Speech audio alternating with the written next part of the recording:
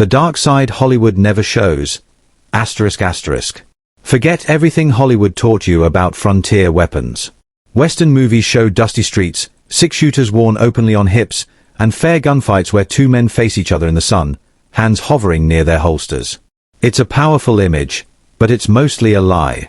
The real Wild West was darker, dirtier, and far more deceptive. Behind swinging saloon doors, under gambling tables, inside coat sleeves, and even hidden in jewelry, men carried weapons designed not for honor, but for surprise, terror, and unfair death. These weren't tools for self-defense. They were instruments of ambush. Frontier towns may have been violent, but they weren't lawless in the way movies suggest. Even in chaos, there were limits. When a weapon crossed those limits, when it removed warning, multiplied casualties, or turned murder into a trick, it was banned fast. Carrying one of these weapons could get you arrested on sight. In some towns, you wouldn't even make it to jail. Today, we're counting down 15 weapons so dangerous, so deceptive, that the Wild West itself rejected them. Number 15. The Apache Revolver. The Apache Revolver was not just a gun. It was a statement. A folding weapon that combined three tools of violence into one compact object: a revolver, a knife, and brass knuckles. Designed for close-quarters murder, it had no barrel at all. The pinfire cylinder fired directly at contact range, pressed against the victim's body. Folded alongside it was a sharp blade, while the grip doubled as metal knuckles capable of crushing bone. In a single motion, an attacker could shoot, stab, and beat someone without ever changing weapons. In tight saloon rooms and gambling dens, this was devastating.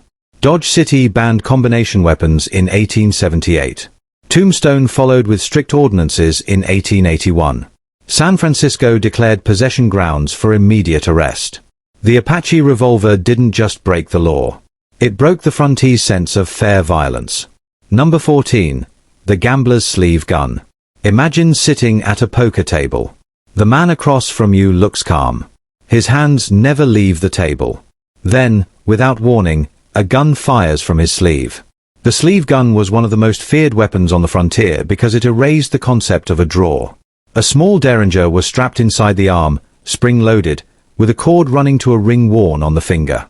One subtle movement of the hand launched the gun forward and fired it automatically. Witnesses often testified they never saw a weapon at all, only the sound of the shot and a man collapsing. Gamblers loved it. Sheriffs despised it.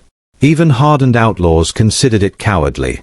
By the late 1870s, sleeve guns were banned almost everywhere. Possession alone was treated as evidence of premeditated murder. Number 13. The sawed-off shotgun. Shortening a shotgun turned a common weapon into a terror machine. By cutting the barrel below legal length and often removing the stock, outlaws transformed shotguns into devastating close-range tools. At short distances, buckshot spread wide enough that aim barely mattered. In a crowded room, one blast could injure or kill multiple people instantly. Bank robbers used sawed-offs to control entire rooms with a single shot. One blast into the ceiling was enough to end resistance. After brutal robberies and massacres, states reacted fast. Minnesota passed laws after the Jesse James gang raid. Texas and California followed. Federal restrictions soon made possession a serious crime. The sawed-off shotgun wasn't banned for power alone. It was banned because it turned chaos into certainty. Number 12. Mercury-tipped bullets. Some weapons weren't meant to kill quickly. Mercury-tipped bullets were designed to make death slow and unavoidable. Outlaws drilled hollow points into bullets and filled them with liquid mercury. On impact, the mercury continued moving forward, amplifying internal damage. Bones shattered. Organs ruptured. And then the poison set in. Victims who survived the initial wound often died hours later from mercury poisoning, shaking, convulsing, and slowly failing. Frontier surgeons recognized these wounds immediately and refused to treat them. Kansas and Arizona made possession a capital offense. Federal law soon followed. Even in the Wild West, poison crossed a line. Number 11. The knife pistol. A weapon that betrayed its victim twice. At first, it was just a knife. A stabbing weapon used in close combat. But hidden inside the blade was a firearm. The attacker stabbed, then pulled a trigger. A bullet fired through the wound at contact range, often directly into the heart or lungs. Victims thought they had survived, until they collapsed moments later. Authorities quickly classified knife pistols as assassination tools. By the mid-1870s, they were banned across most frontier territories. Number 10. The sword cane gun. A gentleman's weapon, and that was the problem. Sword canes were already controversial, but gunmakers took them further by hiding pistol mechanisms inside the handles. With a twist, a blade emerged. With a pull, the cane fired. These were expensive weapons, carried by wealthy gamblers, businessmen, and confidence men who wanted to appear unarmed. Lawmen saw them as the ultimate deception. After several high-profile killings, cities banned cane weapons. Postal services refused to ship them. Customs agents seized them at ports. Elegance had become dangerous. Number 9. The brass knuckle pistol.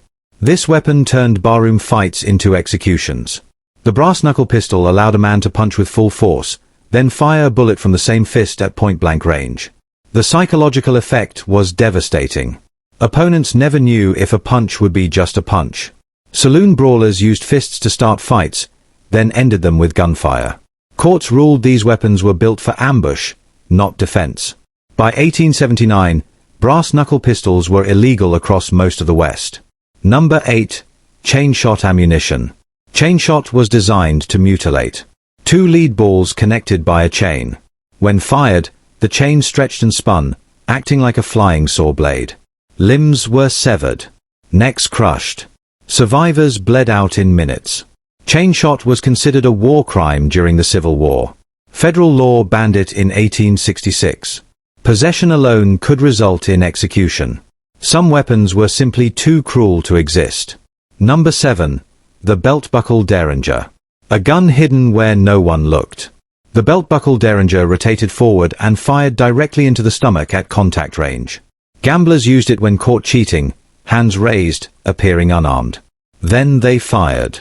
Frontier justice responded brutally. Disguised clothing weapons were banned, and many users were lynched before trial.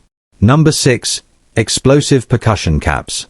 The frontier's homemade grenades. Outlaws modified standard percussion caps with extra explosives, turning them into impact-detonated bombs. Thrown like rocks or scattered as traps, they injured anyone nearby. They were unstable and just as dangerous to the user. After violent courthouse sieges, Congress made possession a federal crime. Even owning materials to make them could mean decades in prison. Number 5. The spring bayonet. A blade that launched itself. Spring-loaded bayonets attached to firearms snapped forward instantly, turning guns into spears. Military commanders banned them for being cruel and dangerous. Even accidental deployment could kill. Civilian bans followed soon after. Number 4. The duck's foot pistol. 4 barrels. 1 trigger. Each barrel pointed in a different direction, designed to hit multiple targets at once. In crowded spaces, innocent casualties were guaranteed. After deadly incidents, multi-barrel pistols were banned across the frontier. Number 3. The ring gun. A gun hidden in jewelry. A handshake. A friendly gesture. Then a shot fired at contact range. Possession alone was considered proof of assassination intent. Federal law banned firearms disguised as jewelry. Number 2. The pen pistol. A working pen hiding a firearm. Clerks, bankers, and assassins used pen pistols at close range. Even justified use often led to prison, because authorities ruled these weapons had no legitimate defensive purpose. Number 1. The harmonica gun. The rifle that fired too fast. Using a sliding magazine system, harmonica rifles delivered rapid fire unmatched in their era. Military commanders feared their fire rate and logistical impact. States banned civilian ownership early. Federal restrictions ended production entirely. Conclusion. The banned weapons of the Old West reveal a truth Hollywood avoids. The frontier was violent, but it had limits. Weapons that removed warning, poisoned victims, or guaranteed innocent deaths crossed a line. Even outlaws understood that some tools were too cruel, too deceptive, and too dangerous. These weren't the noble six-shooters of legend. They were tools of unfair death. And the Wild West, chaotic as it was, rejected them.